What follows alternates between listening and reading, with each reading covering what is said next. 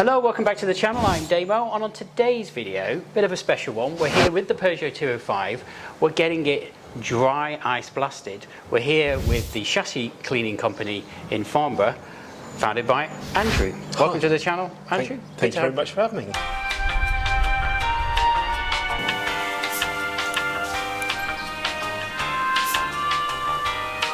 What made you start this business? Yeah, sure. So I started this about 6 months ago. I had a desk job for 25 years and decided enough was enough, and with COVID and working from home, decided I wanted to follow my passion and work with cars. I'd looked at dry ice blasting for my own vehicles, and I thought, well, there was no one around in the area, let's give this a go. And here I am today. And this shop opened a couple of months ago. It's taken a long time to get up and running. Big learning curve. I've never opened a business before. I've never spent so much money on a lot of investment. A lot of investment. Things that quite nervy. A little squeaky bit bum. Just a bit, yeah. But yeah, so here I am now, and I'm now in sort of post-launch phase, getting customers in. Brilliant. So how is business going? Have you got lots of bookings? Yeah, so I mean, this month is fully booked, which is great. Yes. I'm finding that customers don't want to book out 2-3 months in advance. Yeah. So it's... So you're working with a kind of month buffer window, I guess. Exactly, yeah. And I think it will pick up in the autumn months with people wanting to protect the cars for winter. But yeah, it seemed so far so good, but I'm having to teach myself all about internet marketing and all those things, and going back to old school print media to getting the name out there. Exactly. Doing as much as you can. Love it.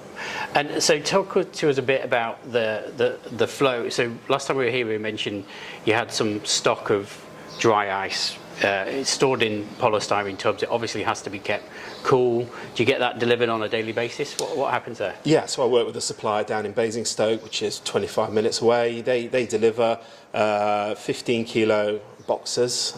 They produce overnight, so it takes them overnight to make these, and it comes in a 3mm pellet, which is what my machine needs to grind up. They source the CO2 as bioethically as possible, so it comes from the apple pomace and biomethane industry. Of course, it's still being released into the atmosphere, but at least it's getting a second use before I use it. Doing some good. Doing some good, protecting cars, keeping them on the road. Because there is different sizes, isn't there, I guess, of pellets, but I guess it depends on the machines that you've got. Yeah, absolutely. So this is almost medical and food grade ice. You do get bigger lumps of it, but yeah, it's the food industry and things like this is their bread and butter.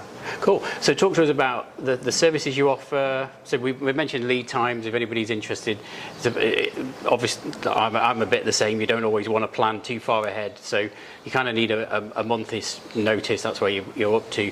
But what sort of service do you offer? Is it the whole car? Is it the engine? Is it the underside? Yeah. So I can do anything you'd want, basically. So if it's just an engine detail, then that's a pretty quick job. You can almost go to the cafe and I'll be done in an hour and a half. The chassis and the underside is pretty much, again, it's my bread and butter. The car is in for 2 or 3 days. Dry ice blasted, so removing all the grime, as much surface rust as possible, and providing a clear surface to do something about protection. Protection comes in many forms. You've got your traditionalists who like the Lanagard products, the sheep lanolin based sort of wax. Yeah, you hear that a lot, don't you, in the classic car world? Yeah. You've got some new guys on the block, Biltamba, Dinatrol. They're still using natural waxes, but in a more modern form, and they offer clear coats, which for those who want to see the chassis of their car or the bodywork that's underneath in the arches, that's a much better option. Got it. Cool. But yeah, I can, within reason, I can put anything a customer wants on, as long as I can have time to learn it. And brilliant. And you're in Farnborough, so anybody watching, come down to Farnborough. So moving on to the 205, we came a few weeks ago. We had a quick look. We had a bit of a demo blast. Talk to us about what we're going to do here. It's been in half a day. It's obviously been nicely prepped and sealed to protect it a bit. So what's the plan here? Yeah, so I mean, these older cars, I mean, this is 30, 35 years old. There's a lot of steel, iron parts on there, and a bit of rust appearing here and there. Less of the alloy parts, but you can see here that you do have some alloy parts. You're going to have rust on a car at this age. A car of 5 years would have rust, and it's all about trying to preserve it, clean it, making it better than it is at the moment. Yeah. So what I'll do with this car, obviously after prepping it, taking the wheels off, if the car had arch liners, those would get removed as well. Under trays can be removed, but basically just cleaning off all the road grime and surface rust, and then that gives me a fair idea of what I need to do. Okay, sounds good. Can we have a little look at the process and see it in action? You're going to need some ear defenders on. Let's get some ear defenders. Sounds good.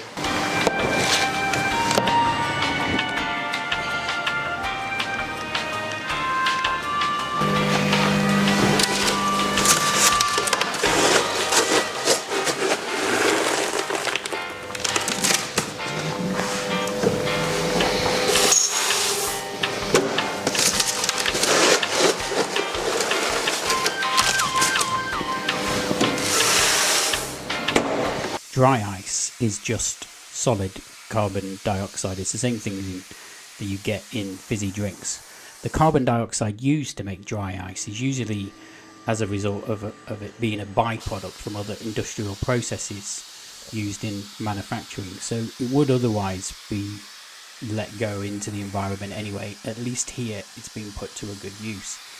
The machine Andrew's using takes compressed air and fires the pellets at high speed onto the dirty surface. When these pellets hit the surface, they quickly turn from a solid into a gas. This process happens so quickly it knocks off the dirt and the grime without leaving any mess behind. It does flick up a bit of dirt sometimes, but most of it just sort of disappears.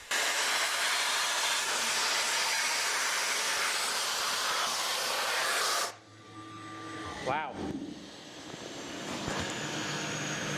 That suspension arm was really satisfying to watch, wasn't it? Yeah. I hope you got it, because it's quite hard to...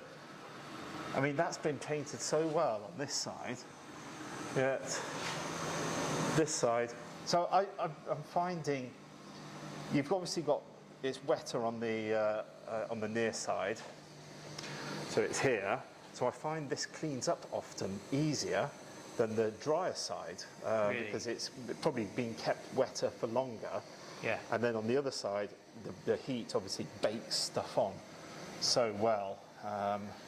But these calipers do come up nicely. There are some little bits that I need to work on and just need to take my time and spend a bit longer on it. I have got some adjustability within the machine to allow me to ramp up the power. But yeah, it does move the stuff. Just got to be careful of that odd smell of fuel that we found, but hopefully nothing to worry about too much. Yeah, I seem to get static build-up on here, so every time I touch the chassis, you get an electric shock. I get an electric shock, yeah. That's amazing, though. Do you think is this a newer part? Yeah, I would guess it's newer or just been better preserved. Yeah, look, it looks brand new from this angle.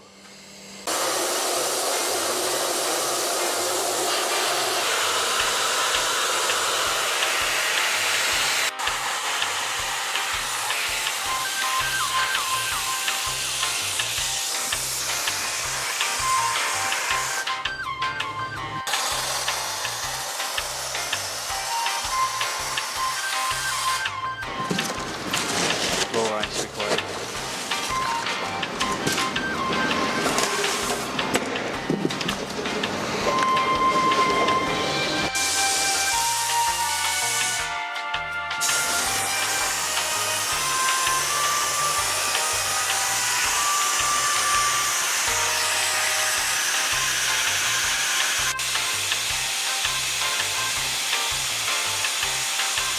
So we've seen a little bit of dry ice blast in action on the Peugeot. Started this, Andrew, this morning. Today's Thursday, we reckon. I should have the blasting done by tomorrow lunchtime. then. So a couple of days for something. A couple of days typically, and then it's on to the protection. Brilliant.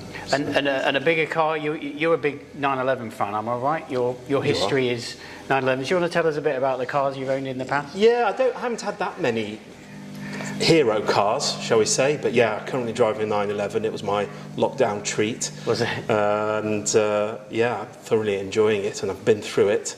That's a 997. 997, yes, from 2006, and it's just the base Carrera. I quite like the idea of either base or the best. Yes. And yeah, there's something honest and raw about Exactly. a base model Carrera. It's not pretentious in any way at all. It is just what it is, and you get in it and enjoy it. Yeah, and it's plenty enough for me. But my other car history, I was into my M's, BMWs, 3s and Z4s, and the Z4 was that car I should never have got rid of. Oh, Still got a Panda for it. Yeah, it was a brilliant car. But even the normal Z4 was a fab car. If I had hindsight, I would have just modified that one. Yeah. But yeah, no. Was it the soft top version or the later? The soft top one. Yeah, no, I liked the wind in my rapidly decreasing hair. Yeah. What engine was in that? So I had a 3-litre, Yeah, and then obviously the M was the S54 3.2, which was heavenly. They're brilliant engines, aren't they? They are brilliant. Yeah, love it.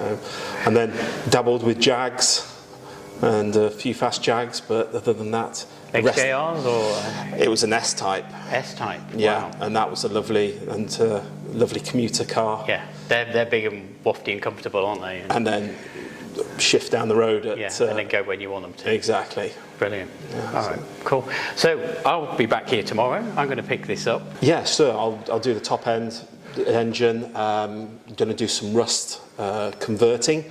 So it's basically getting the iron oxide into something more stable, and then apply some protection. It's going to be amazing. Hopefully. So excited. It's going to be cool. All right. Thanks for watching this Damo's Cars video. If you liked it, give it a thumbs up. Write in the comments, tell us what you think. Don't forget to follow the chassis cleaning company in Farnborough on Instagram. We'll put a link in the description. You can find out all the information there. Thank you, Andrew. Thank you. Thanks again. We'll see you again soon. Cheers. Bye-bye.